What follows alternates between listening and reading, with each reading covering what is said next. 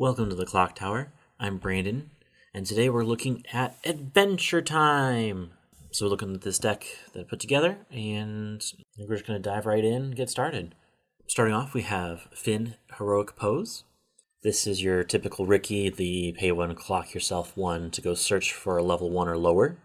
What's cool about this is during your turn, this card gets 2,000 power if you have 2 or more, so it becomes a 3/5 on attack. So it makes it rather big character for a decently essential piece to the deck itself. It's a fun card, able to try to keep ward on your turn. This deck seems to have more power on your turn than on your opponent's turn, so you're going to be cycling through a lot of cards rather quickly. Makes this card especially a very helpful one to have in your deck. Next up we have BMO Buttons Pushed. This is when this card goes to Waiting Room. You may discard a card from your hand, and if you do, look at the top 4, choose a level 1 or higher. So it's a good way to mill through your deck early, try to get your level 1 combo or other level 1s or plus. Be able to get the cards you're going to want later in the game and try to help accelerate that game state. Pretty useful card to have in the deck. Next up we have Joshua and Margaret. This card is an interesting card because it allows you to bond to the 2/1 event Demon Bloodsword, and that allows you to have access to that event if it's in Waiting Room. So a very good event bonder for when you're going to want to play that event, as well as it also bonds with the finisher.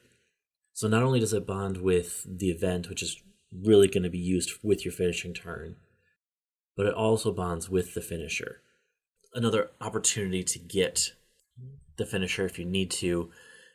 Great opportunity to get the event. This is about the only card that bonds with that specific event. Access to the event, access to the finisher. This is a great card to have. Next up we have Jake Gold Crazed. When placed on the stage, mill 2. If there's a climax, put this card into stock.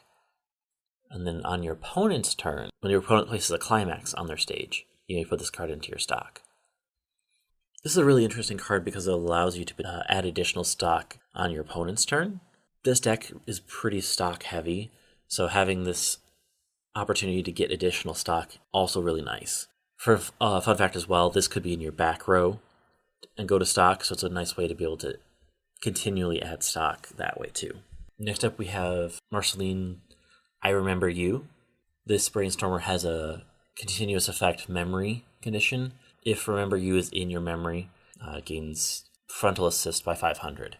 This deck actually currently does not run that event, so it's a meaningless effect in this deck. The important part is here is the Brainstormer. We're using it as the pay 1 rest self, flip over 4, choose 1 from your Waiting Room.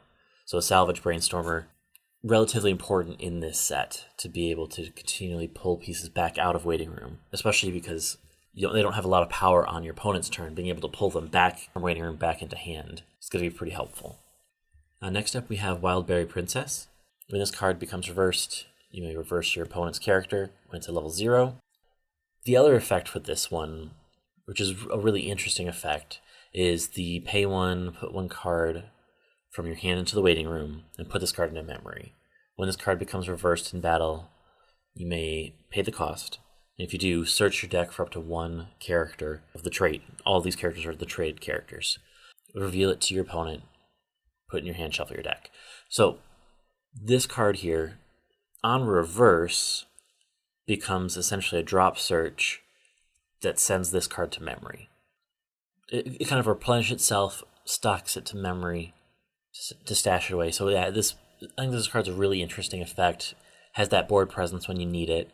I like this card. Next up we have Flame Princess.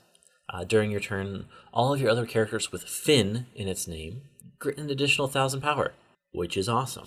That's your Ricky, that's your soon-to-be level 1 card, going to be level 3 card. So you're able to grant an additional 1,000 power from a 0 to all of your other characters with that card in the name on your turn. So on your attack, you should be winning board with Finn relatively quickly. What's really important about this card is this card bonds with a level 1 event. Discard, be able to get the level 1 event from Waiting Room back into hand. So you're able to really do well with Finn, Flame Princess, and that event. Kind of a trio with her. So it's a really awesome, really cool card. Very helpful back row card. Next up, we have our first level 1 of the day, Princess Bubblegum. Her first ability can activate up to 3 times when your other character is placed on stage from your waiting room. This card gets 2,000 power until end of turn. So basically, you can, when you stand by in a character, this card gets an additional 2,000 power. It's on a standby combo, so when you play the combo, you're going to stand by, so it becomes a 6/5 immediately. But the combo itself, I think, is really cool. So when you play the standby climax, and you have another character, this character gains the following 2 abilities. First ability, it's the twin drive, the pay 1, trigger twice. Second ability is, at the end of this card's attack, you may choose a character in waiting room and put it into stock. So the first ability with the twin drive, you're able to essentially trigger twice. So you're able to, in a sense, make up for the fact that it's on standby. Since standby doesn't grant soul damage, being able to do the trigger twice to potentially get your soul triggers that way is really helpful. So you're not losing as you kind of normally would in a standby instance with the amount of damage you'd be dealing out initially, as well as being able to stock charge at the end of the card's attack. Especially since this deck is stock heavy towards the end, being able to stock early and often is very helpful. Great opportunity for paying out climaxes with Twin Drive, being able to put clean stock in. I think it's a great card. Next up, we have Scarlet, the Golden Sword of Battle. I think it's a fun event card. You pay 1, send it to memory, reveal the top card of your deck. If it's a character or an event card, put it into your hand. So the only thing that it misses on is climaxes. And then while it's in memory, during your turn, all of your characters get 500 power. By itself, it's an okay card. It essentially replenishes itself in hand and grants 500 power on your board on your turn at all time across the board. So not just one character, your whole board, 500 power for each instance of this card. By the end of the game, you likely have all 4 of these in memory, so it's going to be a plus 2k across board. Normally, this would be okay, this would be a nice card to play, but it really pairs well with our next card as well, which is Finn, Trusty Weapon, which has a memory effect attached with Scarlet, the Golden Sword of Battle. If it has the previous card in your memory, this gains the following ability. When your battle opponent becomes reversed, you may put the top card of your deck into stock. So it allows you to blind stock on reverse. The big part of this is that it's a combo-less effect. Like, you don't need a climax to make this effect happen, which I think is very important and what makes this card really useful in this deck. So not only does the card being in memory grant an additional 500 power, making it 5/5 with an on-reverse effect, the ability to essentially stock charge with blind stocking is going to be very helpful. Pair this up with the level 1 combo where you can twin drive, blind stock, twin drive it out, so you always know what's in your stock. Between both level 1's cards, you're always trying to build up that stock. As we go into level 2, we have Lady Raincoin. She's our 2/1 counter, which comes with the ability to pay 2. When you back up, you may shuffle basically all of your cards back into your deck. So it allows you a free refresh, so you're not taking that additional damage from having to refresh your deck. If you burn through all of your climaxes early, you can refresh to be able to get their climaxes back into deck, so you have a better chance of canceling. It's a really interesting card, fun card to have, very helpful in certain instances. Next up, we have the 2/1 event that we kind of talked about a little bit earlier. This event says to choose one of your characters, put in the waiting room. So you kind of minus on board a little bit. But if you do, choose up to 2 of your opponent's characters and return them to your hand. This event allows you to essentially bounce 2 characters for the cost of removing one of yours. If you play this alongside the event bonder that we already looked at, play the event bonder to board, discard, get this back into hand, get rid of the event bonder to be able to bounce 2 characters. Allows you to clear up your opponent's board, which is going to be very, very helpful for your combo, which is why we're going to talk about that in a minute, but it's going to be very helpful for that to be able to be very successful. As we jump into our level 3s, we have an early play. Jake the Dog, if you have 4 or more, this card gets -1 while in hand. gets 500 power for each of your other characters. So this is continuous effect. Because you probably have 4 more when you play it, becomes a 10-5 early play. Look it up to X cards from the top of your deck, choose one, get the card that you need. One of the big reasons I play this early play is because your endgame combo requires a discard as part of the attack. So having any early play that allows you to draw is going to be helpful for that, because that card does not draw. Having that ability to get the cards that you need, maybe get a climax, maybe get an event, that allows you to get the card. Our other level 3, this is kind of essentially our off finisher. If you have experience 5, this card gets plus 1500 power and again, Twin Drive that we've seen like earlier. Why that's super helpful for this character is because it also comes with the second ability, which is during the turn that this card was placed on stage, when damage dealt by this card is canceled, put the top card of your deck into your waiting room, and then deal X plus 1, X being the level equal to the card's level. We call it the Musashi effect. So we have a Musashi that allows you to Twin Drive. So it allows you to essentially set up that cancel burn damage. So you're helping to remove climaxes and burn damage at the same time. A potential 2 instances of damage off of one card. It's a great off finisher, because our finisher does something very similar. So for our finisher, we have Finn the human and Jake the dog. Again, has experience plus 2k, which becomes then a base 11. When this card is placed on stage, you may heal 1. Fantastic. Combo. Pay 2, discard 1. On attack, you may pay the cost. Condition being all of your other characters have to be traded, which they all are in this case. If you do, the card gets 2 abilities until end of turn. When damage dealt by this card is canceled, you may deal 1 damage to your opponent. At the end of this card's attack, deal 2 damage to your opponent. Now, this is a really interesting card because of the amount of potential burn damage that this card has.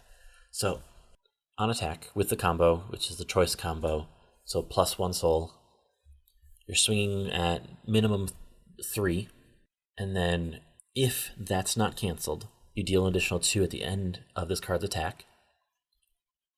If either of those are canceled, you may deal 1 to your opponent.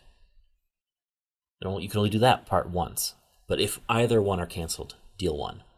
3 potential instances of burn damage, and if you can tri-field these, having essentially 9 instances of damage. So even if your opponent was able to cancel 8 times, minimally you're dealing at 1 point of damage, which sounds ridiculous. It is. The likelihood of your opponent canceling 8 times is very low, but you're able to effectively power your way through your opponent with this combo. The finishing potential of this card is very high. So it's a great card, great finisher. As we look at the climaxes of the deck, we see Science and the Call to Adventure, the Standby with the level 1, the Choice with the level 3, respectively. So as we look at the listing as a whole, I also put here the ratios of cards in the deck. I also included the total being $211.50 from all of these cards from jktcg.com. That's their current pricing on these cards. So again, the objective of this deck, between levels 1 and 2, building stock. Whether you're using Princess Bubblegum combo or whether you're using Finn Trusty Weapon, it really depends on your opponent. I almost recommend doing Finn's Trusty Weapon first, and then bringing in Princess Bubblegum, because his requires a reverse, hers doesn't. Because especially if you get to level 1 first, you're able to bring out Trusty Weapon, be able to bring out Blind Stock a little bit earlier, and then Princess Bubblegum afterwards when your opponent gets the cards that are a little more powerful than yours are. But realistically, your opponent more than likely was going to have a lane that's a bit smaller, which is when Finn can come in and do really well. Worthy to note that Finn's effect happens on reverse on your opponent's turn as well, so you could potentially blind stock additionally even earlier too, with Finn on board. And then once you reach level 3, you burn the house down. You destroy your opponent with the level 3 combo, making sure that they're appropriately taken out. Now, because of all of these tools, the competitive level of this deck is actually pretty high. The deck can memory compress. It rivals Slime on memory compression. It builds stock and has a real finisher. So not only are you memory compressing, you essentially are compressing through stock. and you can actually close out a game. So what you're looking at this, your memory compression, the big cards you're looking at in there are currently the only card that effectively affects memory compression. The card to watch out for is going to be from Konosuba. Realistically, Konosuba is going to be an interesting matchup against this deck. Because of the event from Konosuba where you're able to clear out character cards from memory, it doesn't remove your Scarlets, but it'll remove it'll remove everything else. So that's going to be difficult for that part.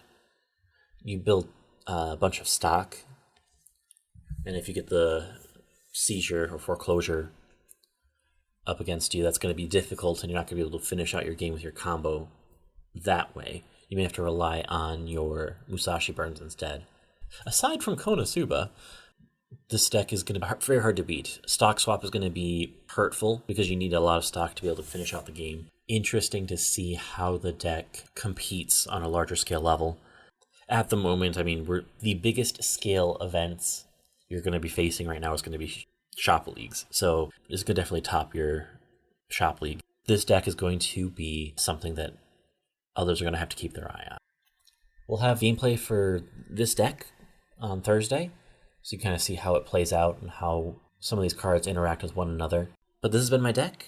I hope you've enjoyed it. If you did enjoy it, be sure to leave a like, share, comment, or subscribe, and we'll see you in the next one.